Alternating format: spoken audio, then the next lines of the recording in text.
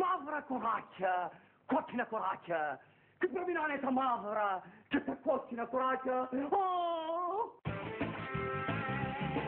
Μα το τερμπί είναι στημένο κι από πριν είστε πουλημένο και συντρίγεσαι με νεκρό μακαστόλ. Μαύρα κοράκια, κόκκινα κοράκια. Και πρέπει να είναι τα μαύρα και τα κόκκινα κοράκια. Μα το τερμπί είναι στημένο κι από πριν είστε πουλημένο και συντρίγεσαι με νεκρό μακαστόλ. Μα το τερμπί είναι στημένο κι από πριν είστε πουλημένο και συντρίγεσαι με νεκρό μακαστόλ. Μαύρα κοράκια, κόκκινα κοράκια. Και πρέπει να είναι τα μαύρα και τα κόκκινα κοράκια.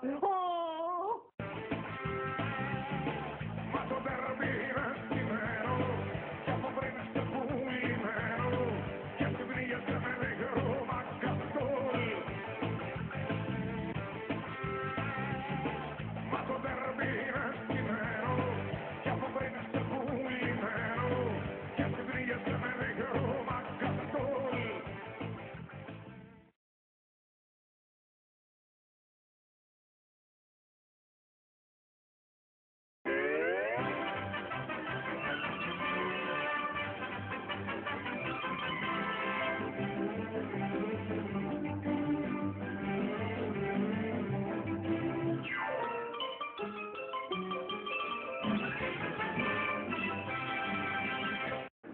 Λοιπόν, κοιτάξτε, επειδή σήμερα υπόθηκαν πάρα πολλά, εγώ έχω να πω το εξής.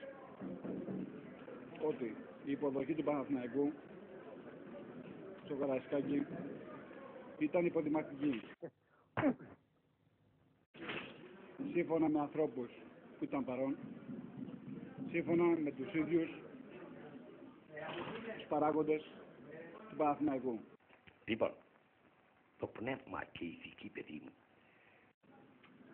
Διδάξαμε αρχές, ήθη.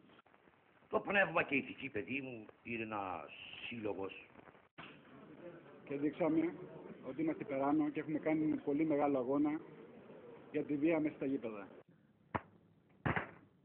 Ρίξετε και εσείς παιδιά. Μπράβο, πάμε παρακάτω. Και εσείς παιδιά ρίξετε. Μπράβο, εντάξει. Όσο πληθαίνουμε τόσο καλύτερα.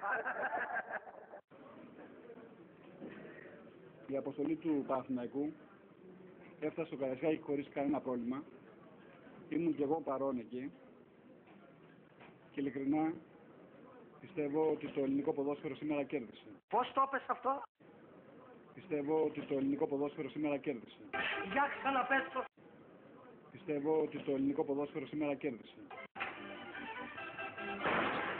Αχ, πολύ τη ευχαριστήθηκα.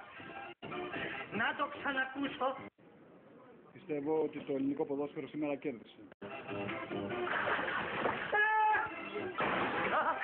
Και εδώ, πολύ δροσίστηκα. Σήμερα ήταν μια πεντακάθαρη νίκη. Εγώ θεωρώ ότι η ομάδα μου έπρεπε από το πρώτο ημίχρονο να προηγείται τουλάχιστον με 3-0. Παιδιά, το αργοπορήσαμε. Ποιο αργοπορήσαμε? Να του ρίξουμε κανένα φάσκελο. Άντε παιδιά όλοι μαζί για το 3, 1, 2, 3. Και το τελικό σκορ ήταν 2-1. Και σας λέω, σαν φίλαθρος του Ολυμπιακού, παρακολουθώ την ομάδα μου από 8 χρονών, ότι σήμερα αυτή τη νίκη την χάρηκα ιδιαίτερα. Γιατί είναι ιδιαίτερη χαρά να κερδίσει το 92 ή 91, δεν ξέρω σε ποιο λεπτό μπήκε το γκολ. Το χαρήκαμε ιδιαίτερα, το αξίζαμε και θα μπορούσε το σκορ να είναι πολύ μεγαλύτερο για τον Ολυμπιακό. Και επίσης θέλω να σας πω το εξής, ότι στον Ολυμπιακό από τη μέρα που ξεκινήσαμε έχουμε κάνει μια πολύ μεγάλη προσπάθεια για τη βία στα γήπεδα. Και έχετε δει ότι μέχρι σήμερα και στο Καραϊσκάκι και στις εκδρομές του Ολυμπιακού με διάφορες ομάδες στην επαρχία, είτε στην Τρίπολη, είτε στο Ηράκλειο, είτε στο Βόλο, είτε στην Καβάλα, οι οπαδοί μας είχαν υποδειγματική συμπεριφορά. Όχι το μάτι μου. Καλέ δεν άκουσες. Ακόμα ένα τέτοιο και μου το έβγαλε. Θεωρώ λοιπόν ότι έχουμε προσφέρει πάρα πολλά στο ελληνικό ποδόσφαιρο. Πάει και το άλλο μου το ματάκι. Και σήμερα, αν οι Παναθηναϊκοί έχουν να πούν ότι μπήκαν φύλαθλοι στο γήπεδο, νομίζω φυσιολογικό είναι για μια ομάδα που είναι 10 βαθμούς μπροστά και δίνει τον Παναθηναϊκό, οι φύλαθλοι νιώθουν ότι έχουν κερδίσει το πρωτάθλημα, να μπουν και 5 φύλαθλοι μέσα να πανηγυρίσουν. 1, 2, 3, 4, 5 και 5,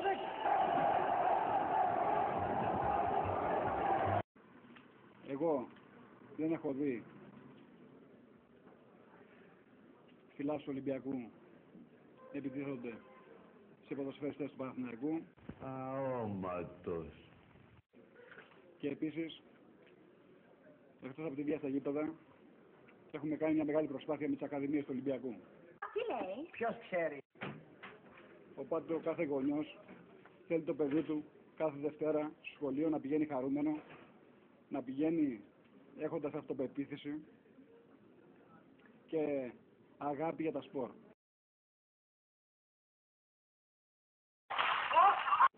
Και πιστεύω ότι τα παιδιά των Ολυμπιακών και αυτοπεποίθηση έχουν και χαρά έχουν κάθε Δευτέρα που πηγαίνουν στα γήπεδα.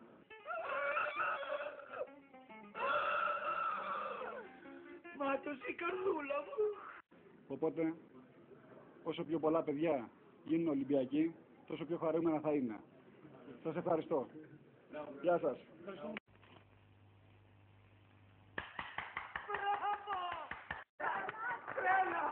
Τρέλα! Και το μυαλό σου είναι θολό και το δικό της πιο λυψό.